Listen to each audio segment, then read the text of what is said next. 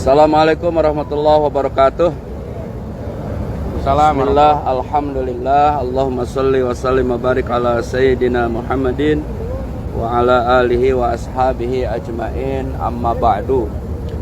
Mari kita baca doa syukur, saya sekali, ibu bapak sekali. Bismillahirrahmanirrahim. Bismillahirrahmanirrahim. Alhamdulillahi rabbil alamin. Alhamdulillahi rabbil alamin. Allahumma salli ala sayyidina Muhammadin.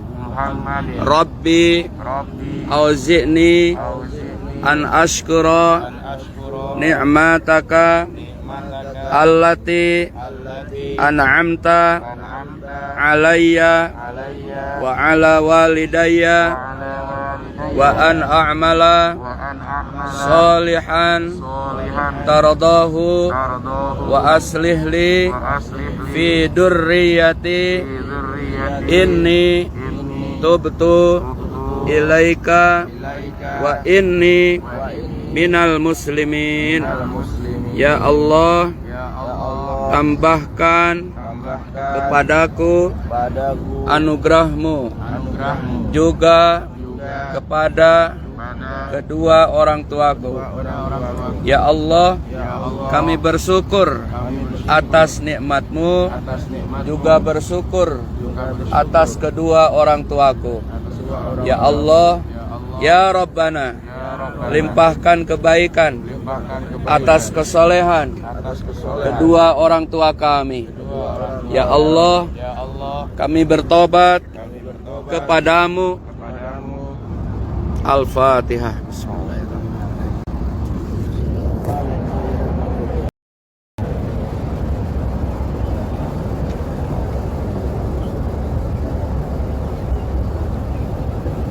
Bapak dan Ibu,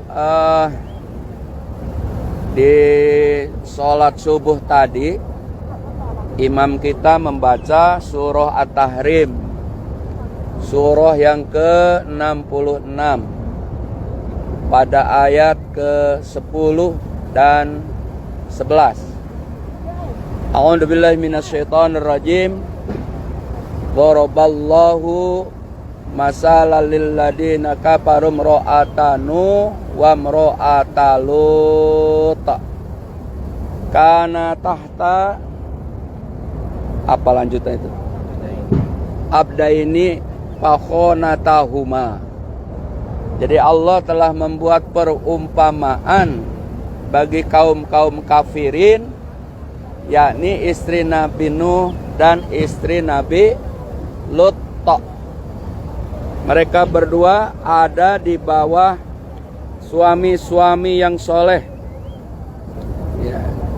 yakni Nabi Lut dan Nabi Nuh. Kana tahta abdaini min ibadina solihaini fakhonatahuma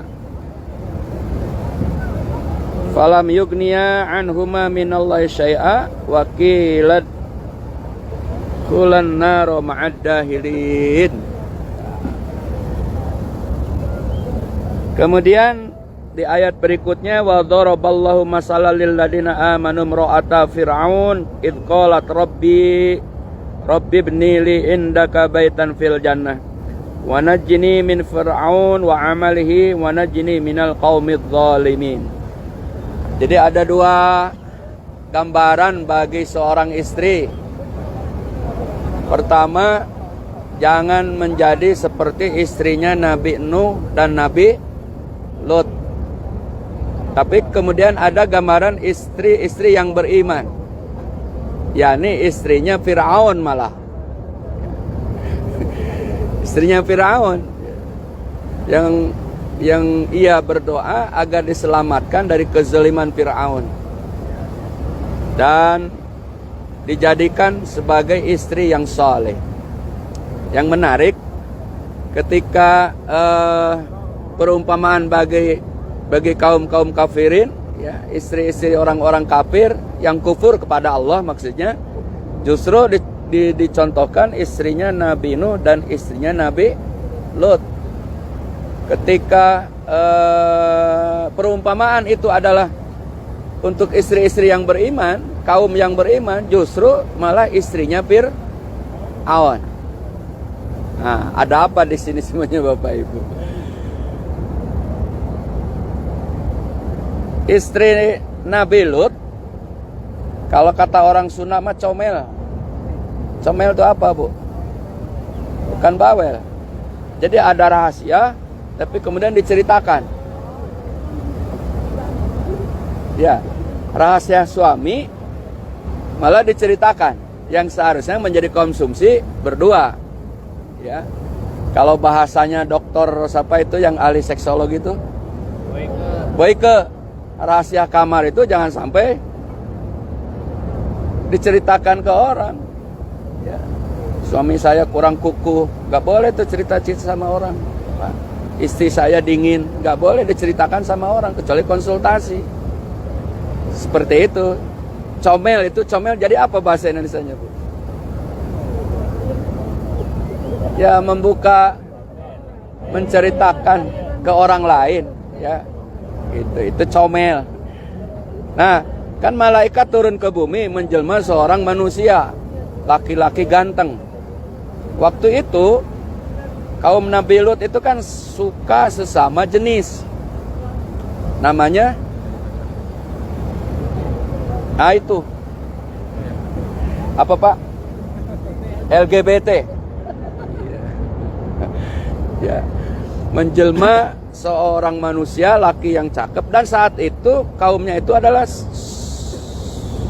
laki-laki yang suka sama laki-laki.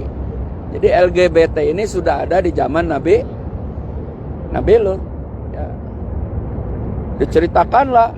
Padahal kata suaminya jangan dicerita-ceritain. Kenapa? Karena orang bakal suka. Comel tadi ya. Comel itu. Itu salah satu kedurhakaannya istrinya Nabi Lut. Maka oleh Allah di sini perumpamaan bagi orang-orang kafir, ya, istrinya Nabi Nuh, istrinya Nabi Lut, yang mereka ada di bawah kekuasaan suami yang soleh. Suaminya Nabi siapa? Nabi Nuh, Nabi Lut, ya. Tapi kemudian dia berkhianat, ya. Kemudian dia berkhianat yang tadi itu. Maka sebagai balasannya, istri yang khianat kepada suami, di ayat ke-10 10 surah At-Tahrim tadi, falam yugniya anhuma minallahi syai'a, maka tidaklah ditambahkan keberkahan, kemuliaan, kekayaan kepada keduanya dari sesuatu. Bahkan entar di akhirat, waqila dukhulan nar ma'ad dahilin. Ya, Allah akan katakan kepada mereka berdua, Nina istri Nabi Nuh, istri Nabi Lut, masuklah ke dalam neraka ma'ad dahilin, bersama kekekalannya. Jadi ibu-ibu, mohon maaf, bapak-bapak, ibu-ibu dulu Pak ya. Setuju ya? Ibu-ibu dulu. Karena Kang Dadan tadi nyetir-nyetir Pak Dokter, jadi ibu-ibu dulu. Jadi jangan menjadi seorang istri yang khianat pada suami, sekecil apapun, apalagi besar. Maka di Madinah ini, mengambil barokah Madinah ini, mengambil hikmah Madinah ini, mengambil keagungan Madinah ini, karena kita dekat sekali sama Rasulullah SAW. Bahkan rumah-rumah istrinya dulu kan nggak begitu berjauhan, yang di makom Rasul itu, ya. Nah, maka jadikan ibrah bagi kita untuk menjadi istri-istri yang solehah. Salah satunya, jangan berkhianat pada suami, bahkan bentuk khianat apapun, ya. Secara umum juga kepada seorang suami, jangan khianat kepada seorang istri, ya. Kenapa?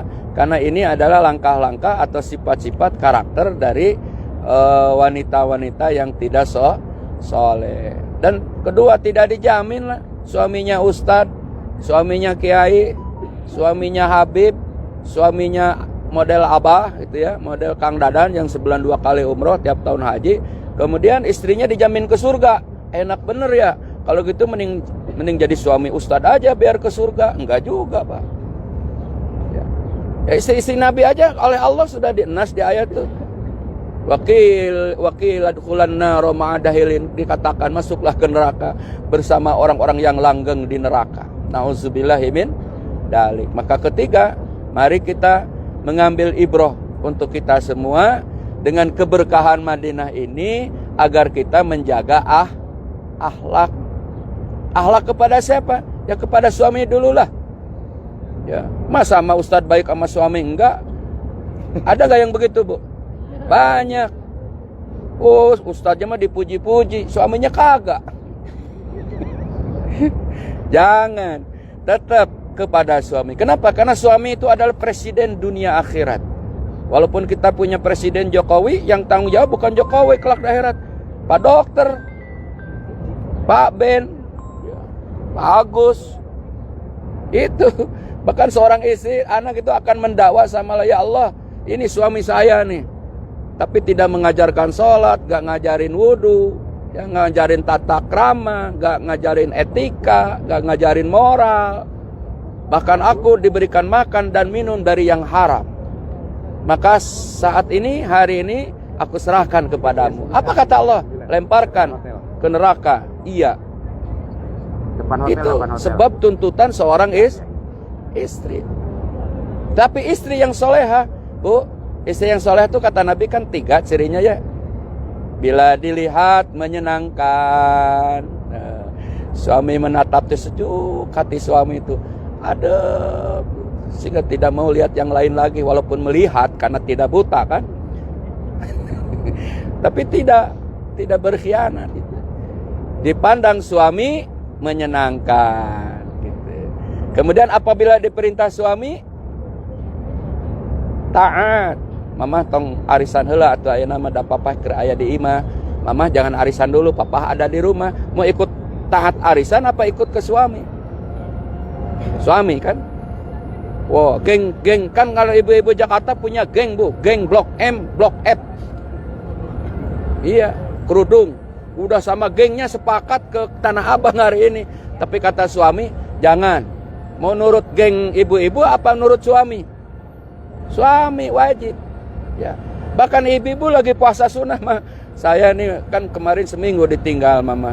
Pas pulang mamahnya lagi puasa sunnah. Papahnya minta, kasih nggak, Bu? Kasih. Minta apa, Ustaz? Ya mungkin minta kopi kan. Jangan curiga dulu, Bu. Wajib. Bahkan lagi puasa sunnah harus dibatalkan.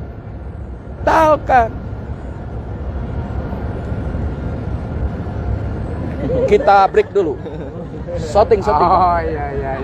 Kita break dulu. Karena perhatian tidak akan ke saya, pasti ke payung. Kita lihat dulu. Oh iya. Kebetulan ada yang mesen, Bu, tolong Ustadz dari alumni Haji Alia juga kalau payung terbuka shooting. Tapi HP saya lagi pakai video. Nah, ibu-ibu nanti kirim japri ya. Yang dari awal, Masya Allah. Inilah keberkahan Madinah, ngaji sambil lihat payung terbuka. Masya Allah. Kita break dulu ya, Ji Amit ya.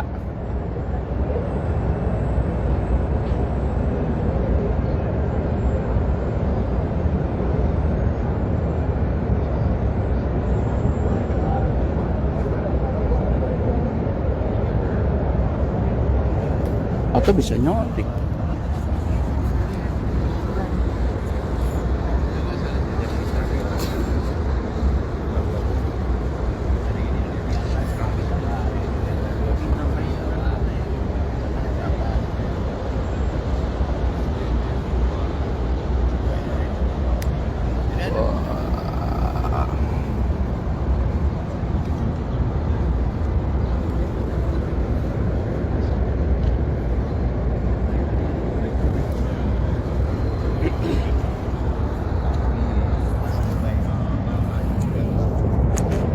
Nah, jadi ibu-ibu, jika kita sedang puasa sunnah itu hukumnya sunnah, taat kepada suami hukumnya wajib. Maka puasa sunnah pun bisa dibatalkan, gitu ya. Inilah ciri-ciri dari karakter istri yang saleh. Yang ketiga, bila suami tidak ada di rumah, maka menjaga harta dan anaknya. Jadi tidak sembarang memasukkan laki-laki yang lain. Ya. Ini istri yang solehah dari hikmah surah At-Tahrim surah ke-66 ayat ke-10. Pada ayat ke-11-nya justru Allah memberikan perumpamaan bagi orang-orang yang beriman dengan istrinya Fir'aun. Istrinya Fir'aun siapa Bu namanya? Asia. Jadi pakai hamzah Asia. Kalau istrinya Rasulullah pakai ain Aisyah radhiyallahu anha. Yang ayat 11. Nah, jadi istrinya Firaun siapa, Bu? Asia, ya. Kau bisa beristrikan Firaun saat itu? Wallahu alam, ya. Saya belum menelusuri bukunya lagi atau sejarahnya lagi.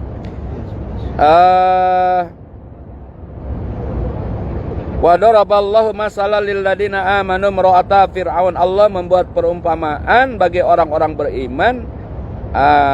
Ya. Si istri orang beriman, istrinya Fir'aun, id qalat rabbi ibni li indaka baitan fil jannah. Ketika ia berdoa kepada Allah, ya Allah bangunkan aku sebuah surga. Di mana, Bu?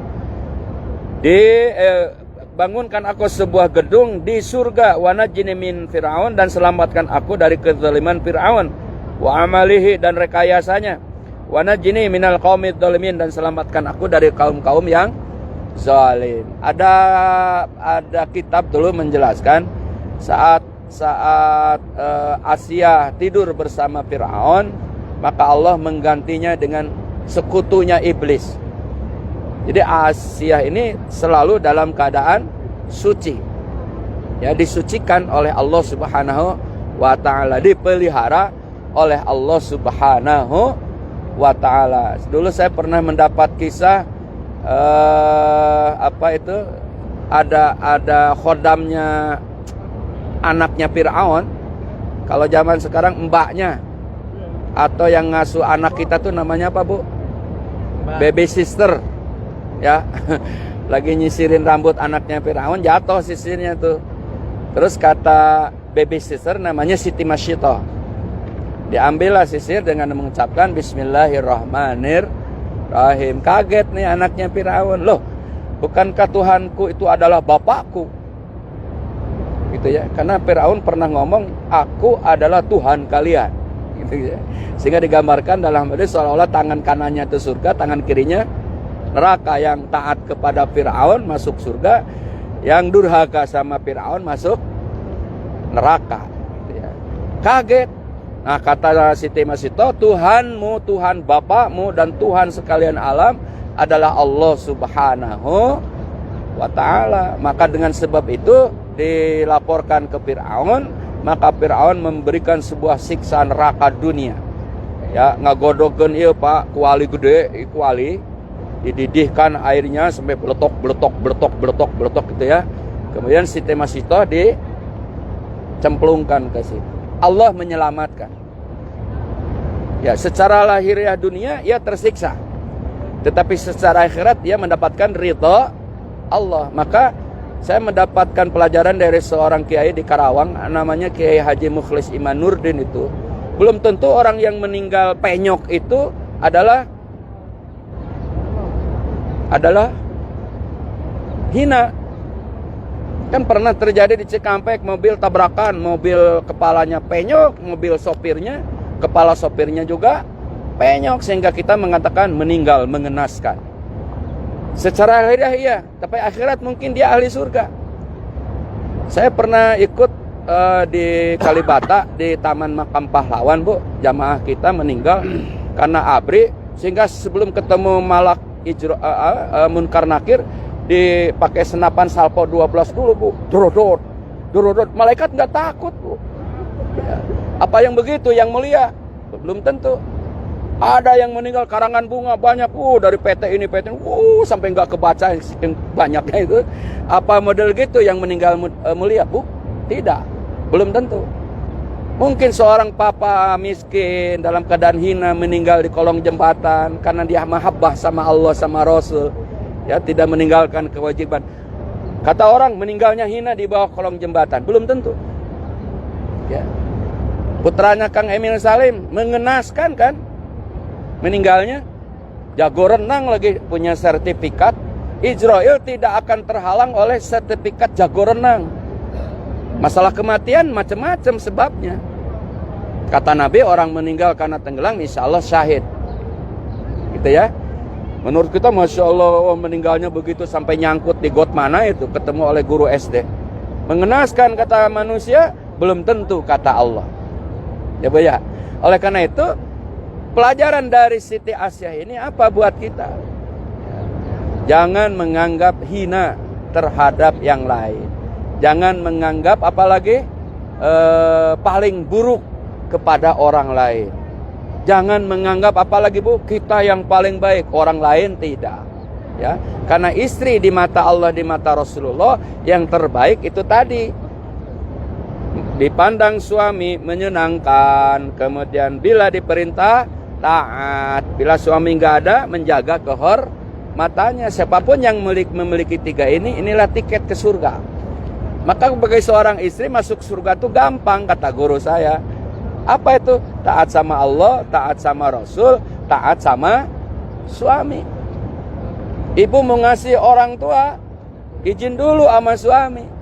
Ibu mau infak sama ustadz, izin dulu sama suami. Ibu mau keluar, mau kemanapun, izin dulu suami. Bahkan puasa sunnah pun Senin Kemis, baiknya izin dulu sama suami. Oh, terlalu ini ya, begitu ketatnya Islam kepada seorang istri. Bukan ketat, itu untuk memelihara kemuliaan seorang istri. Maukah seperti Siti Asyah yang punya suami zalim, tapi dia tetap kepada Allah, kepada Rasul, dan secara hubungan dunianya dia tetap baik sebagai istri kepada suami.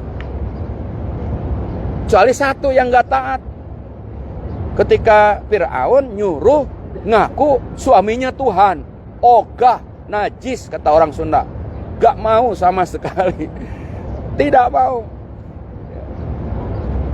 tidak mau. Nah, ini satu pelajaran bagi kita. Oleh karena itu Bapak dan Ibu, mudah-mudahan ibu-ibu menjadi seperti istrinya Fir'aun, ya, jangan seperti istrinya Nabi Lut malah sama Nabi ini.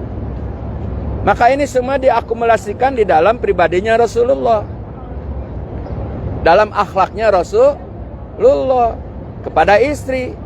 Kan gak pernah Rasulullah menyebut Siti Aisyah sah sini sah, gak pernah Bu.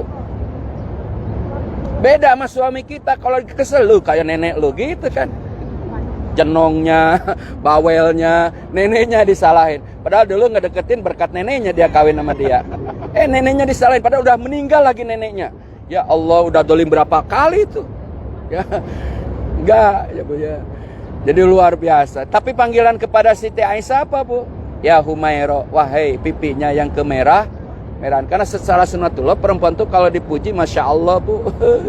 Puji aja ya, Pak, dipuji aja Pak. Kemudian Siti Khadijah radhiyallahu anha, Rasulullah nggak pernah panggil jah sini jah, tukang minyak itu mah tuh. Tapi panggilannya apa? Ya Habibati, wahai dambaan hatiku. Ketika aku memandangmu sejuklah hatiku. Saat pulang aku kerja kepanasan menjadi dingin.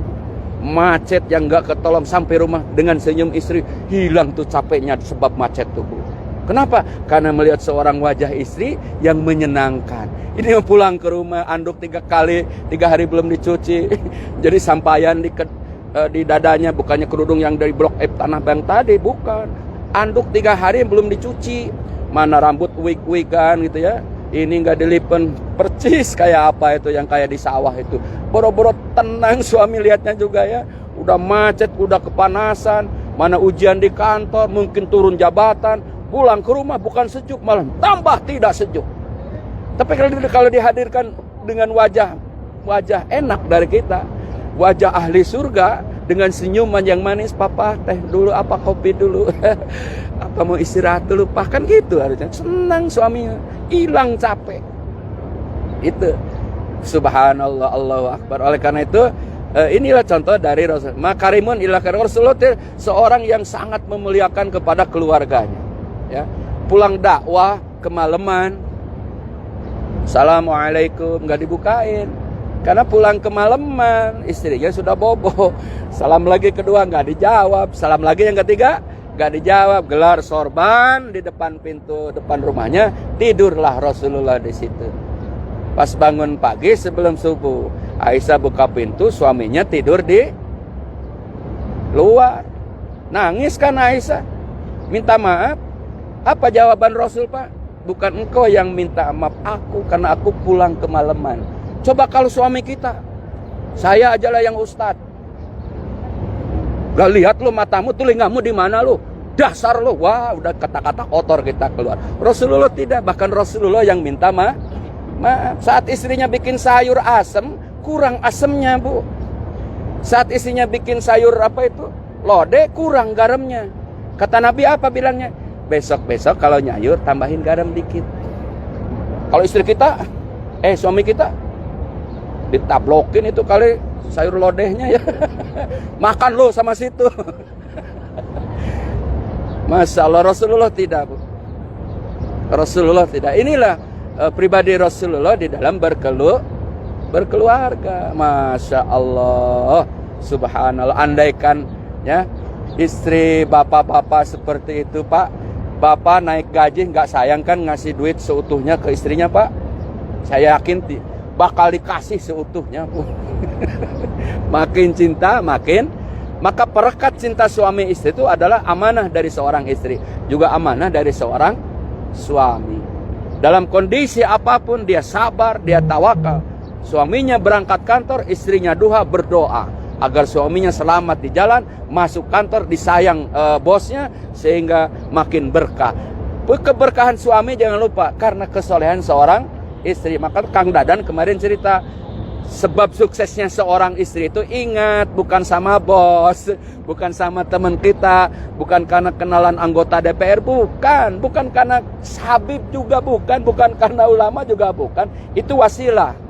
Tetapi kesuksesan seorang istri karena di sampingnya seorang istri yang soleha. Hanya istri yang soleha menjadi perhiasan dan lebih baik dari perhiasan dunia. Ad-dunya mata wa khairu mataiha al-mar'atus soleha. Dunia itu perhiasan dan sebaik-baiknya perhiasan adalah istri yang soleha. Nah, kalau disimpulkan Bapak Ibu, kenapa saya membicarakan ayat ini? Karena tadi imam baca ayat ini. Tadi kan surah At-Tahrim pul tamat. Di awalnya ada sumpah Nabi tidak akan minum madu lagi. Di ayat 1. Kenapa Nabi bersumpah tidak akan minum madu lagi? Karena Nabi itu kan suka bergilir ke istri-istrinya Bu. Ini kasih air putih, yang ini kasih air putih, ini yang satu malah kasih madu. Secara manusiawi Nabi sering nengok yang ngasih madu. Jangan menganggap lemahnya Nabi, ini a'radul basyariahnya Nabi, sifat kemanusiaannya Nabi. Maka istri-istri yang lain tahu nih, hanya kita boikot aja yuk suami kita gitu Bu, diboikot. Gak dikasih senyum boikotnya. Nabi kenapa nggak ngasih senyum? Oh, gara-gara agak lama dia yang ngasih madu. Sampai Nabi berusaha, aku tidak akan minum madu lagi. Turun ayat 1 surah At-Tahrim. Jangan mengharamkan yang aku halalkan, kata Allah. Itu kan nggak boleh, madu kan halal ya. Kalau di madu, Pak dokter harus jujur, madu halal. Kan bapak-bapak kemarin ribut mau beli madu Bu. Mari saya dengar, walaupun saya nggak nyimak tapi saya dengar. Madu kalau di tengah jalan yang kemarin jangan, itu banyak palsunya Pak. Di sini banyak yang beli aja yang asli. Bukan karena semata itu Bu, tapi madu kan ada di ayat, ada di hadis. Ikutin sunnah Nabi minum madu itu. Ya, jadi yang kurang-kurang sehat, bener lah. Saya udah konsumsi sama Pak dokter minum madu aja. Di samping ke dokter umum gitu ya. Nah gitu Bapak Ibu, Masya Allah, Allahu Akbar ya. Sebuah hikmah pelajaran dari subuh ini, sehingga Kang Dadan keagungan Madinah aja ya, betul. Nah, jadi kalau ibu ingin berkahnya keagungan Madinah, hati-hati. Saya waktu sebelum masuk Madinah sudah bilang, kita akan menjadi tetangga Rasulullah. Jaga akhlak, jaga ucapan, jaga tingkah. Sekesel apapun ada kekesalan kita, Rasulullah melarang mendolimi sesama kita di Madinah. Hadisnya sahih Bu. Salah satu akhlak kepada Nabi di Madinah, sekesel apapun, sebenci apapun, jangan sampai mendolimi teman kita dan penduduk Madinah. Kenapa? Karena Ibrahim telah mensucikan Mekah. Kata Nabi Muhammad, aku akan mensucikan Madinah. Ibrahim pernah berdoa di Mekah agar berkah Mekah. Nabi Muhammad pun berdoa di Madinah agar Madinah diberkahi 2 kali lipat. Kang Dadan pernah cerita antara di Madinah sama di sini sejuk di Madinah. Mengapa? Karena secara historis geografisnya lihat gedung tingginya sama. Coba lihat Bu. Ya, sehingga banyak haji rejole kesasar karena gedung tingginya sama, kadang warnanya sama. Nama hotel lupa ditebak aja ini, padahal Golden Tulip, padahal dia di belakang hotelnya. Ya, jadi bukan karena dosa ketika kesasar, karena tidak tahu nama hotel. Di tanah air pernah penelitian bahwa di sini bukan tempat pembalasan orang berdosa. Sebesar apapun dosa kita di sini akan Allah hapus, akan Allah ampuni Pak. Terlebih saat diwukuf nanti. Jelas sumpah Allah kepada malaikat, dosa hambaku yang sedang wukuf semua aku ampuni, baik yang kecil maupun yang besar. Jadi kalau harga haji khusus akan hilang seehenya itu Pak. Bahkan di luar juga di atas maksudnya akan dibayar. Karena jauh lebih nikmat dari rahmat Allah, dari ampunan Allah Subhanahu, terutama Madinah Pak. Sehingga kata Nabi, orang yang meninggal di Madinah, aku bersumpah, aku yang akan memberikan syafaat kepadanya. Yuk kita berdoa agar kita di Madinah Sehat. Sehat jawabannya. Jangan ya Allah wafatkan di Madinah, jangan. Maksud Nabi orang yang tidak doa atau meninggal di Madinah insya Allah mendapatkan syafaat. Karena Nabi itu Bu nanti bakal bangun dari kuburnya itu cahaya menjulang tinggi, kemudian sujud. Kemarin sudah ceritakan, mohon pertolongan Allah. Kata Nabi, kata Allah, silakan berikan syafaat umat. Yang pertama akan diberikan syafaat 70.000 umat Rasul yang dimakamkan di Baqi. Baqi Pak, itu yang pertama kali. Mudah-mudahan kita bagian dari yang 70.000. Amin, amin dong Bu. Amin. Oh, kan langsung masuk surga tanpa hisab. Masya Allah. Setelah itu baru yang di Jakarta, yang di Brebes, yang di Pentagon, Cicago, Cikaso, Bandung. Mulai itu. Nah, mudah-mudahan kita kebagian juga Bu. Tidak termasuk yang 70.000, tidak apa. Yang penting kita mendapat syafaat Rasulullah Sallallahu Alaihi. Syafaat Rasul itu syafaat kabir besar Bu. Orang yang berhak ke neraka karena disyafaati Rasulullah akhirnya menjadi ahli surga. Kedua, syafaat anak yang soleh. Maka harus punya anak tuh mudah-mudahan soleh. Adanya di sini ya. Soleh Bu. Kenapa? Anak soleh akan menyafaati ibu. Ya Allah, bapakku lagi berenang di neraka. Ya Allah, ibuku lagi berenang di neraka. Aku mohon kepadamu, masukkan ke surga. Allah kabulkan doa anak yang soleh, sehingga bapaknya yang lagi berenang di neraka oleh Allah diangkat lewat malaikat, dimasukkan ke surga. Tapi syafaat yang terbesar adalah dari Rasulullah Sallallahu Alaihi.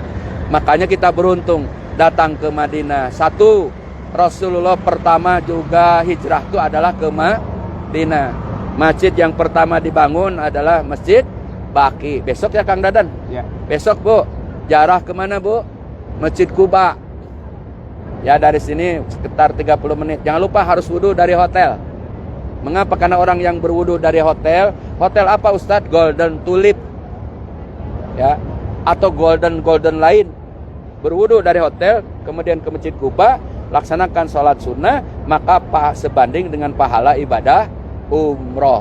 2 kali sholat sunnah, maka 2 kali pahala umroh. Hadis Imam Bukhari Muslim. Besok Kang Dadan akan cerita deh. Saya nitip dari tim ibadah, jangan lupa berwudu dari hotel kita. Kalau batal di jalan, wudu lagi di Kuba, insya Allah masih termasuk. Tapi sengaja tidak wudu dari pondok, maka tidak akan mendapatkan keutamaan sholat di Masjid Kuba. Saling mengingatkan Bapak Ibu ya. Itu. Kemudian Rasulullah bangun Masjid Nabawi. Ini kan termasuk keagungan Madinah nih. Adanya Masjid Nabawi, adanya Raudhah, adanya makam Rasulullah. Sekarang Saudi Arabia sudah agak sedikit terbuka dalam pergaulan antar manusia.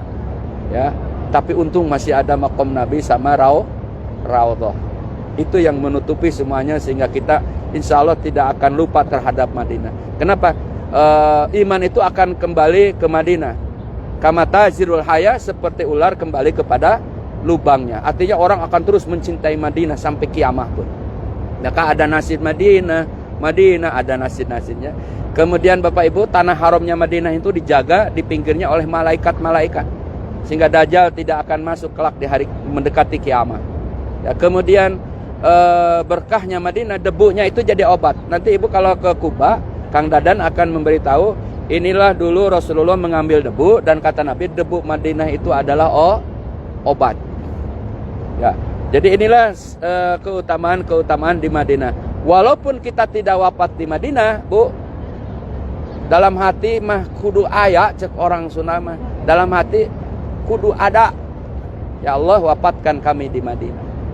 Walaupun meninggalnya di Garut, insya Allah tidak akan kehilangan keberkahan Madinah. Kenapa? Karena saking utamanya Madinah. Sehingga nenek kita, uyut kita dulu waktu haji masih kapal laut, kan disangkanya nggak balik lagi. Karena dalam perjalanan sebulan, pulang sebulan. Lah kita berapa hari, Bu? 26 hari. Naik pesawat cuma 9 jam. Ya. Balik 9 jam. Naik bis, AC. Dulu zaman nenek moyang kita ada yang cerita dari Jeddah ke Mekah, ada yang jalan kaki. Ya, paling banter onta. Terus mobil-mobil tua yang itu yang kuning-kuning yang tua kesininya. Makin kesini makin enak. Bahkan di abad ini dari Madinah ke Mekah cuma 2 jam pakai kereta ekspres. 2 jam dari pakai mobil 5 jam. 2 jam. Mungkin nanti setengah jam kali dari Madinah ke Mekah. Kemarin Pak Hatta cerita, insya Allah katanya nanti di Jamarot tuh Bu, orang tinggal melontar aja katanya. Tapi orangnya di tenda melontar aja gitu. Artinya Jamarot dideketin. Saya nggak ngerti Pak, teknologi nggak ngerti. Tapi saya lihat iya sekarang buka aja HP kita Bu. Kalau ingin tawaf, lihat aja saya. Ya, di kamar kita sambil tidur, ya Allah ini Ka'bah. Apa sah kita tawaf di situ? Ya nggak sah. Harus tetap datang ke Madinah atau ke Mekah. Tapi zaman itu bakal dialami oleh kita. Dulu terowongan Mina nggak ada eskalator. 2013 masih bawa reguler. Masuk terowongan, ya Allah ada eskalator enak Bu, tinggal celak naik jalan sendiri tuh. Jadi walaupun jamaah reguler jauh, tapi 2 terowongan yang panjang itu udah pakai eskalator. Nanti jangan-jangan tawaf pakai eskalator enak, Ibu tinggal duduk aja. Said celak udah selesai. Gambaran itu sudah ada. Sekarang yang males jalan kaki naik skuter kan? Sama itu. Sama. Maaf bukan nyindir, bukan. Tapi ini zaman bakal terjadi. Sekarang ke Raudhah aja dipakai tasreh Bu. Dulu ke Raudhah tuh masuk bruk gitu ya. Sekarang di tasri. Harus ada izin. Maaf sadatnya di mana Bu? Ketinggalan 2 grup di belakang. Ini udah duluan kucuk itu enak. Ini yang roda langsung tanpa halangan. Bu, berkah nih. Lah saya, aduh Masya Allah kemana yang bawa tasreh? Untung di Dewa sama Kang Dadan. Ditanya tentara, hadza tasreh. Kira-kira kamu ke belakang dulu, sabar. Saya paham. Nah orang Afrika yang itim itu nggak sabar, nyuruduk wae, akhirnya dimarahin. Kita kan nggak dimarahinnya Pak Dokter. Akhirnya masuk. Ya, dikirain kita masuk 5 masih di belakang. Padahal di belakang saya tadi Pak. Mana? Ini. Kata saya tadi di belakang, Ustadz keseruduk apa kata gitu ya. Nah itulah kondisi sekarang Bu. Ya, jadi banyak hal yang terjadi. Bahkan di dunia teknologi ini, apapun yang tidak terpikirkan oleh logika manusia akan terwujud. Betul gak Bu? Dulu Ibrahim, ya Allah gak mungkin suara saya sampai ketika di Jabal Qubais menyampaikan perintah haji. Tapi zaman sekarang, perintah Ibrahim itu tidak hanya kepada orang iman, kepada orang kafir pun nyampe Pak. Ya, CNN menyiarkan live Mekah, ya, dari Inggris menyiarkan live dari Mekah. Padahal TV-TV kafir kan itu Bu. Berarti seruan Ibrahim sudah sampai juga kepada seluruh umat manusia. Kata Allah, aku yang akan menyampaikan. Tapi Allah tetap pakai sebab musabab menyampaikannya dengan kecanggihan teknologi. Nenek kita sebulan angkleng-angklengan di laut. Kapan nyampainya sebulan loh Bu. Kita 9 jam aja udah kesel naik pesawat ya. Nenek kita sebulan. Terjadi. Bahkan kata guru saya Jainuddin MZ dulu, kalau sudah ditemukan jet supersonik 9 jam akan menjadi 2 jam dari Cengkareng. Mungkin? Mungkin, Bu. Dengan jet supersoniknya. Jadi ibu mudah-mudahan ada rezeki, ada umur, haji lagi, pakai jet supersonik. Gak akan protes lagi. 2 jam, nyampe, enak. Naik kereta yang sekarang 2 jam bisa setengah jam nanti Bu. Nyampe. Tawaf tinggal celek muter gitu. Sa'i tinggal celek muter. Ya, jadi jangan lupa kita hadirin Madinah agar mendapatkan keagungan Madinah. Masjid Kubanya, ada Raudhah, Makom Rasul, Masjid Nabawi, Baki Bu, tanah haramnya dijaga oleh malaikat. Maka jaga ucapan, tingkah laku dan perbuatan kita. Apapun masalah problematika kehidupan kita, Allah telah menjamin dengan rahmatnya, ampunannya dan syafaat Rasulullah di Madinah. Wallahu muwaffiq li aqwamit thoriq. Wassalamualaikum warahmatullahi wabarakatuh. Waalaikumsalam warahmatullahi wabarakatuh. Alhamdulillah, makasih Abah atas tausiahnya. Insya Allah bermanfaat bagi kita semuanya. Dan kita harus berikan 2 jempol buat ibu-ibu. Kemarin alhamdulillah masuk Raudhah tercepat. Wah, itu. Ya kan? Luar biasa ibu-ibu kompak. Ternyata bapak-bapaknya kalah ibu-ibu ini. Bapak-bapak berkah juga dan jadi 3 kelompok. Ya, bapak-bapak juga alhamdulillah kemarin perjuangannya luar biasa sampai terjadi 3 gelombang ya. Pak Haji, kalau Pak Haji nggak WA di grup saya nggak paham kalau di belakang masih ada yang tertinggal. Kata Pak Haji, insya Allah dikabulkan, menunggu waktu aja. Baik Bapak Ibu, alhamdulillah untuk agenda hari ini insya Allah free ya.